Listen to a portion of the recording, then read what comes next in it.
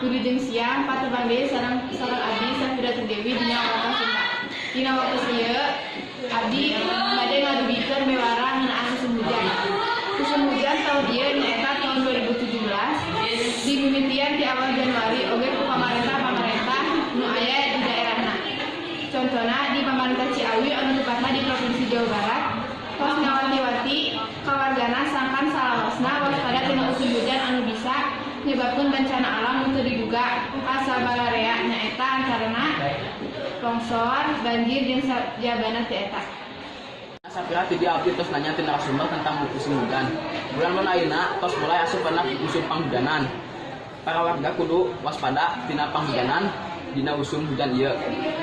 Jadi musim hujan ieu teh bisa nyebabkeun bencana alam longsor atau banjir. Sakieu wae anu laporan ti simpuring langsung ka studio. Nuhun Umar atas laporanna, sakitu wae warta nu ku abdi sanggakeun. Wassalamualaikum warahmatullahi wabarakatuh.